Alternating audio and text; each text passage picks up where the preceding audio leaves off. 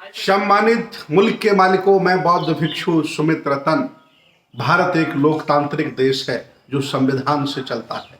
यहाँ हमेशा एक पक्ष वो रहा जो शासक रहा और दूसरा पक्ष हमेशा वो रहा जिसने शासक पर उंगली उठाई अर्थात विपक्ष का कार्य किया।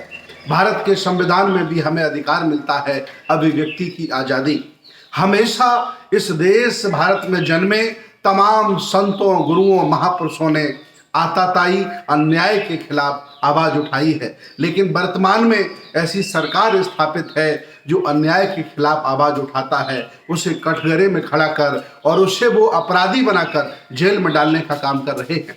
मैं आपको याद दिलाना चाहता हूं, 2 वर्ष पहले किसान कानून के खिलाफ जो भारत सरकार ने बनाई, फैक्ट्रियों में जितने भी उत्पाद लोग बनाते हैं उसका खुद रेट तय करते हैं, लेकिन जो गरीब किसान धूप में रहकर अपनी फसल पैदा करता है उसका वो मूल्य खुद निर्धारित नहीं कर सकता। ये जालिम जो कभी खेतों में काम नहीं करते नेता और रणनीतिकार, ये सरकारें ये मूल्य तय करती हैं, तो उसके खिलाफ किसान आंदोलन हुआ। मैंने स्वयं किसान आंदोलन का साथ दिया।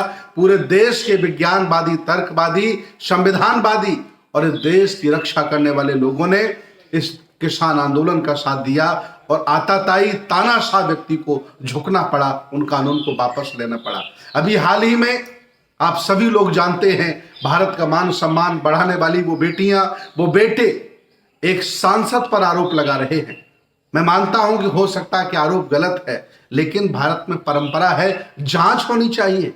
ये तुम्हारी ईडी कब काम आएगी, सीबीआई कब काम आएगी? तमाम इंटेलिजेंस आपके पास है, तमाम जांच एजेंसियां हैं प्रधानमंत्री जी, ये कब काम आएंगी? आखिर कोई आवाज उठा रहा है, कोई कुछ कह रहा है, उसका सुनना चाहिए।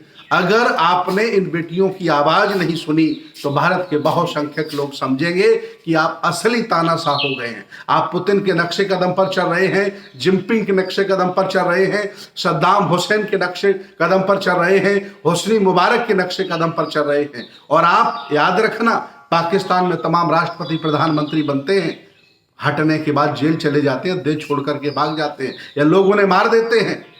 आप ऐसा ना करें, देश की बेटियों का सम्मान करें, खिलाड़ियों का सम्मान करें। अगर कोई आरोप लगा रहा तो उसकी जांच कराएं और अगर जांच में सही पाया जाए तो उसे जेल भेजें और अगर जांच में गलत पाया जाए तो लड़कियों के खिलाफ, इन खिलाड़ियों के खिलाफ भी आरोप तय करके इनको भी जेल भेजा जाए अगर ये झूठा आरोप लगा रही है।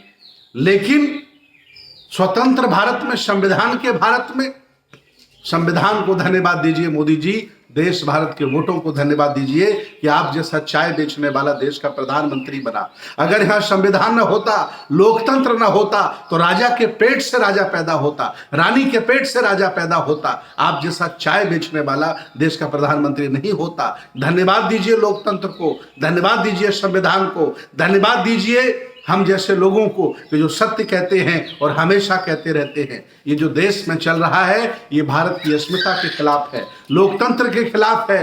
पूरी दुनिया में हंसी हो रही है, पूरी दुनिया थूक रही है। इसलिए आंखें खोलिए और निर्णय लीजिए, और नहीं तो मैं एक सप्ताह बाद आह्वान करने वाला हूं। जिस तरह से किसान आंदोलन में देश भारत के अंबेडकरवादियों ने, बौद्धों ने, विज्ञानवादियों ने, तर्कवादियों ने और संविधान से प्यार करने वालों ने किसानों का साथ दिया था, हम लोग जंतर मंतर पर पहुंचेंगे और उन बेटियों का साथ देंगे। और एक नहीं, हजार नहीं, लाख नहीं, करोड़ों लोग भारत के जंतर मंतर पर पहुंचेंगे। आपकी दिल्ली रुक जाएगी और आपका एयरपोर्ट भी रुक जाएगा। आप उड़ान कहीं नहीं भर पाओगे और घर में रहना पड़ेगा, आपको मजबूरी हो जाएगी। ऐसा माहौल मत बनने दीजिए। कार्रवाई करिए, अन्याय के खिलाफ बोलिए और अभिव्यक्ति की आजादी है भारत में, तानाशाही मत करिए। यहाँ लोकतंत्र है। धीरे धीरे आपके प्रति नफरत, आपके प्रति गुस्सा लोगों का बढ़ता चला जा रहा है। परिणाम बहुत खराब होंगे। जितना सुख आपने भोगा है और जितना आपके माध्यम से लोग सुख भोग रहे हैं, पैसा ले लेकर के भारत से भाग रहे हैं, वो उतना ही दुख भोगेंगे अगर आपने और तानाशाही इस तरह से की और लोगों का गुस्सा बढ़ाया। इसलिए मैं निवेदन करता हूं कि अतिशीघ्र निर्णय लिया जाए, नहीं तो हम सभी लोग पहुंचेंगे और किसानों की तरह उन बेटियों का और उन खिलाड़ियों का साथ देंगे और अन्याय के खिलाफ आवाज को बुलंद करेंगे। बहुत बहुत धन्यवाद, बहुत बहुत साधुवाद।